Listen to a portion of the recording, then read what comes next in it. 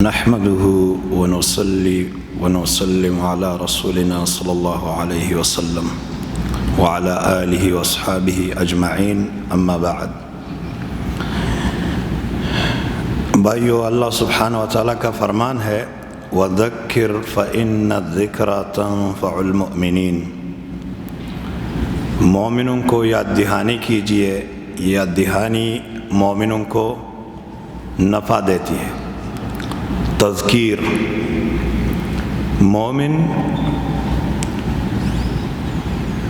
حق کے ہر بات کو قبول کرتا ہے، آخرت کے لیے جدوجہد کرتا ہے، محنت کرتا ہے۔ جب بھی اس کے سامنے کوئی بھی بات، چاہے عقیدے کی ہو، چاہے عملی زندگی اپنانے کی ہو، وہ فوراً قبول کر لیتا ہے اس کو بلا چون چرا۔ جب وہ بات مدلل ہوتی ہو، کتاب و سنت کی روشنی میں۔ تو میرے بھائیوں، کوئی خاص عنوان اور کوئی خاص درس ابھی میرے سامنے نہیں ہے کہ میں اس پر بات کروں۔ اس آیت کی روشنی میں کچھ باتیں کرتا ہوں۔ اللہ سبحانہ و تعالیٰ کا فرمان ہے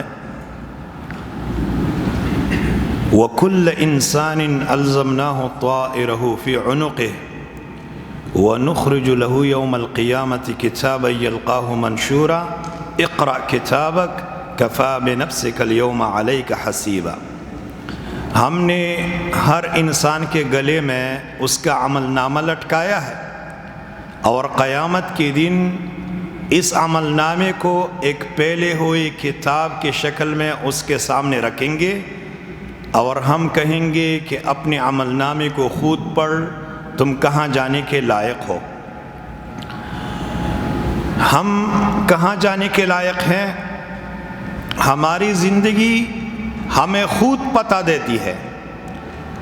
میری صبح کیسے ہوتے ہیں، میرے شام کیسے ہوتے ہیں، میری رات ہے دن یہ کیسے ہیں، میں اللہ رب العالمین کے ساتھ کتنا متعلق رہتا ہوں، اللہ کی ذکر کے ساتھ اور اللہ کے ذکر میں مجھے کتنی دلچسپی ہے، اللہ سے مجھے کتنا خوف ہے، میں حرام اور حلال کا کتنا تمیز کرتا ہوں، یہ انسان اپنے آپ سے بذات خود پوچھ سکتا ہے۔ رات کو ہم سوتے ہیں، کس نیت سے سوتے ہیں؟ کل کو کام پر جانے کی نیت ہے یا فجر کی نماز باجماعت پڑھنے کی نیت ہے؟ عقیدے کے بعد عملی زندگی کا نمبر آتا ہے۔ اگر کوئی اس باب میں پہل ہے کہ اس کی عملی زندگی دنیا کے لیے ہے، آخرت کے لیے نہیں ہے، رات کو سوتا ہے موبائل دیکھ کر، واٹس ایپ کھول کر، فیس بک دیکھ کر، اس کی زندگی اس کو خود بتا دیتی ہے کہ اگر آج رات تمہیں موت آ گئی تو تم انتہائی خطرناک موڑ پر مر جاؤ گے۔ اور کسی کی زندگی میں یہ ہے، سونے سے پہلے اس نے وضو کر لیا، حدیث میں اس کے لیے فضیلت ہے کہ جب کوئی رات کو سونے سے پہلے وضو کر لیتا ہے، پھر اپنی چارپائی پر آتا ہے سونے کے لیے، سو جاتا ہے، تو فجر کی نماز تک ایک فرشتے کو اللہ رب العالمین مقرر کر دیتا ہے، اور وہ فرشتہ یہ کہتا ہے، دعا مانگتا ہے فجر تک، اللہم اغفر لعبدک فإنہ بات طاہرا، اے اللہ اپنی اس بندی کی مغفرت فرما، یہ تو طہارت کے حالت میں سویا ہے۔ تو اگر رات سے بندے کے اعمال یہ ہے، وہ جو ذکر فاطمہ کے نام سے مشہور ہے، وہ ہے آیت الکرسی ہے، آخری 3 قل ہے، اس طریقے سے اور اذکار ہے۔ اذکار کے فضیلت ہے اور وہ لمبی بات ہے، تو وہ ابھی میں نہیں بیان کر سکتا۔ تقریباً 40-45 تک اذکار ہے۔ کچھ تو سیکھنے کی ضرورت ہے کہ بندہ اس کو سیکھے، اور کچھ اذکار میں ایمان کی تجدید ہے، جس طرح سورۃ بقرہ کی آخری 2 آیتوں کے بارے میں اللہ کے رسول کا فرمان ہے کہ اگر کسی نے یہ 2 آیتیں پڑھ لیے، من قرأہما فی لیلۃ کفتاہ، اس کے لیے کافی ہو جائے گی۔ کافی ہونے کے 2 معنی ہے۔ ایک معنی یہ ہے کہ اللہ رب العالمین اس کے لیے کافی ہو جائے گا دشمنوں سے، جنات سے، سحر سے، منتر سے۔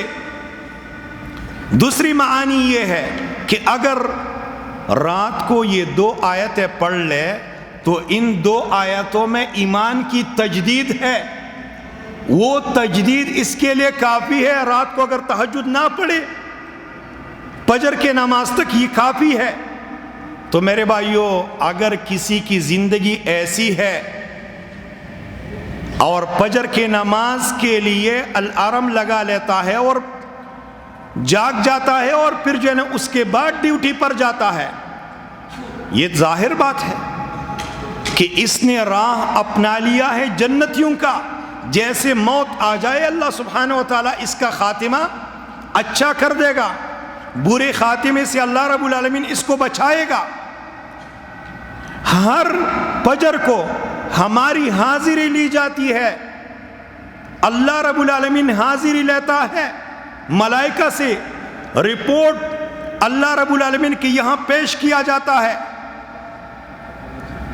حدیث میں یہ بات آتی ہے، نبی علیہ الصلوۃ والسلام نے فرمایا، یتعاقبون فیکم ملائکۃ باللیل و ملائکۃ بالنہار، دن اور رات کے ملائک تمہارے تعاقب میں ہوتے ہیں۔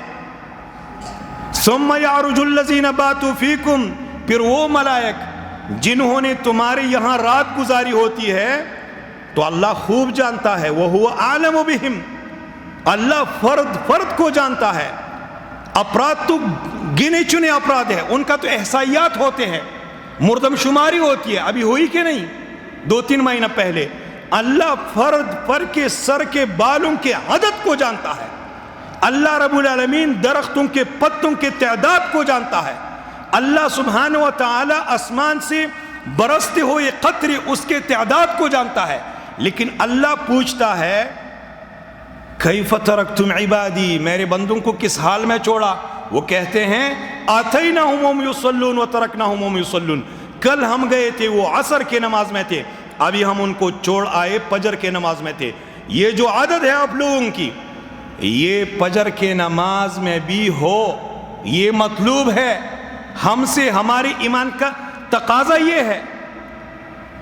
تو میرے بھائیو، یہ اللہ سبحانہ و تعالیٰ کا جو فرمان ہے نا، وَكُلَّ إِنسَانٍ أَلْزَمْنَاهُ طَائِرَهُ فِي عُنُقِهِ، ہم نے ہر انسان کے گلے میں اس کا عمل نامہ لٹکا دیا ہے۔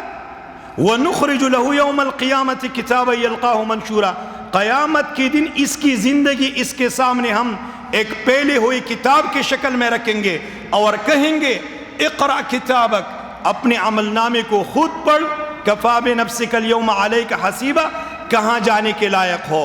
ہماری صبح شام بتا دیتی ہے کہ ہم کہاں جانے کے لائق ہیں، ہمارے مجالس بتا دیتی ہے، ہم غیبت سے دور رہتے یا غیبت والے مجالس میں مشارکت ہوتی ہے، ذکر و اذکار والے مجالس میں، تلاوت قرآن والے مجالس میں، اگر اس میں ہماری مشارکت ہو اور جھوٹ اور فلم اور ان چیزوں سے ہم دور ہو تو ہماری جو ہے نا دن رات اور صبح شام اور یہ سال اور یہ مہینے بتا دیتی ہے کہ ہم مرنے کے بعد جنت جائیں گے۔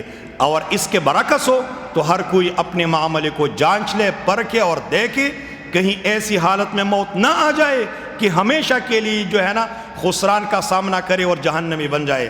اقول قولی ھذا استغفر اللہ لی ولکم، والسلام علیکم ورحمۃ اللہ وبرکاتہ۔